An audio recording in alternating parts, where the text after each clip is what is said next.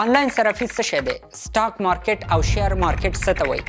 دا کاروبار څنګه شروع کیږي او د انلاین جعلي کاروبار نه څنګه ځانونه وساتو؟ دا هغه پوښتنې دي چې همدا اوس یې زموږ او ستاسو ډېر ملګري له یو بل نه کوي، خو ځوابونه یې یا ډېر اوږده او یا هم په داسې کلماتو تشریح شوي چې هیڅوک پرې په اسانۍ سره نه پوهیږي. نو موږ نن کوشش کوو چې همدې پوښتنو ته داسې ځوابونه پیدا کړو چې هر څوک پرې په اسانۍ پوه شي. دا ویډیو شاید د ټولو لپاره ګټوري، د هغو لپاره چې د انلاین صرافۍ په اړه هیڅ معلومات نه لري او د هغو لپاره هم چې معلومات لري خو نه پوهیږي چې دا کاروبار څنګه شروع کړي. Investing in the stock market can seem like a crazy prospect. Low and inflation expectations ticking up. Now lately 7 of these stocks going up together and going down together. This is better, it's healthy. انلاین صرافي اصلا انلاین تجارت دی. انلاین تجارت په دې معنی چې ته د انټرنیټ له لارې ډیجیټلي پیسې یا یو بل څه اخلي او ساتي، خو کله چې قیمت لوړ شي په ګټه یې خرڅې. همدې ته په ساده ډول انلاین صرافي وایي. خو دلته اوس هم دوه شیان ګونګ دي، یعنی ډیجیټلي پیسې او هغه څه چې ته یې په انلاین ډول اخلي اصلا دی څه شی.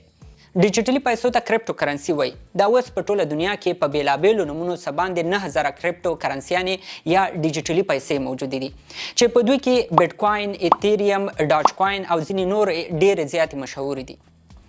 د یو بیټ کوین قیمت په 2014 کال کې شاوخوا $500 و، خو 10 کال وروسته یعنی اوس په 2024 کال کې د یو بیټ کوین قیمت تقریبا 80,000 ته رسیږي. یعنی که 10 کاله مخکې یو چا په $1,000 2 بیټ کوین اخیستی وی، اوس به یې له $1,000 نه $1.5 لک جوړېدل.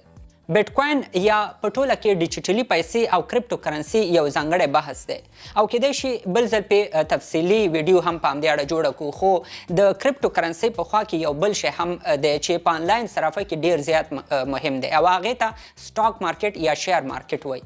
سټاک یا شیر اصلا یوې برخې یا سهم ته وایي چې ته یې له کمپنۍ اخلي او خرڅوي.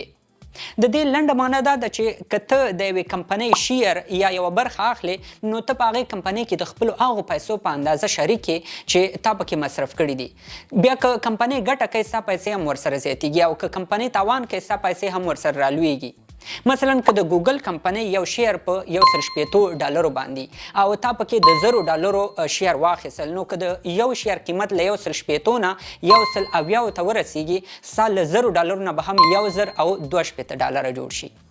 د دنیا ډیرو معتبرو کمپنیانو په انلاین ډول خلکو ته په خپلو کمپنیو کې د پیسو مصرفولو او د شیر اخیستلو زمینه برابره کړې ده. هر څوک د یو اپلیکیشن له لارې د دغو کمپنیو شیر یا سهم اخیستلی شي او بیرته یې خرڅولی هم شي. خو اوس یوه اساسي پوښتنه دا ده چې څنګه د دغو کریپټو کرنسیو او د لویو کمپنیو شیر اخیستلو او خرڅولو ته لاسرسی پیدا کړو. یعنی انلاین صرافي په کوم اپلیکیشن یا ویب سایټ کې ترسره کولی شو. د دې لپاره په هر هیواد کې خپلې ادارې موجودي چې د دولت لخوا یې رسمي جوازونه هم اخیستي او په قانوني ډول د یو اندازه فیس په بدل کې خلکو ته د انلاین صرافۍ زمینه برابره کړي. همدې ادارو اپلیکیشن جوړ کړی او خلک ته په اسانۍ استفاده کوي. دې ته انلاین بروکریج هم وایي. موږ ورته په ساده اصطلاح کې انلاین کمیشن کار هم ویلی شو. یعنی هغه اپلیکیشن چې ستا او د کمپنۍ ترمنځ اخیستلو او خرڅولو ته زمینه برابروي. د بروکریج په دې اپلیکیشنونو کې ځینې په یو هیواد کې دننه کار کوي او د نورو هیوادونو وګړي پکې اکاونټ نشي جوړولی. ځینې بیا داسې جوړ شوي چې د خپل هیواد سربیره په نورو هیوادونو کې هم د فعالیت جواز لري او کار پکې کولی شي. تاسو که په هر هیواد کې یاستئ په ګوګل کې سرچ کوئ د هماغه هیواد اړوند د بروکریج اپلیکیشن پیدا کوئ او په اسانه پکې فعالیت کولی شئ. دغو اپلیکیشنونو کې د اکاونټ جوړولو لپاره ځینې مهم اسناد هم غوښتل کیږي، لکه د اوسېدو ځای، تابعیت، پاسپورت، د بانک معلومات او ستا د شناخت لپاره د مخ عکس هم اخیستل کیږي. په پاکستان کې دا ډول بیلابیل لسګونه اپلیکیشنونه شته دی چې د دولت لخوا ورته د انلاین ټریډینګ لایسنس هم ورکول شوی دی او خلکو ته د یو اندازه فیس په بدل کې د انلاین تجارت زمینه هم برابره کړې ده.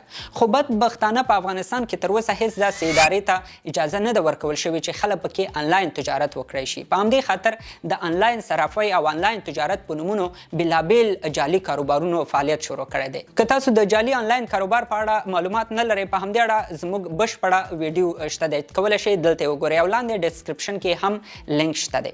نو که څه هم د سټاک ایکسچینج مارکیټ د یو هیواد د اقتصاد په پرمختګ کې لوی رول لري، خو له دې سره هم په تیرو 20 کلونو کې د افغانستان دولتي ادارې ونه توانېدې چې دغه ډول کاروبار ته قانوني زمینه برابره کړي. خو هغه څه دي چې په افغانستان کې د سټاک ایکسچینج مارکیټ مخه یې نیولې ده.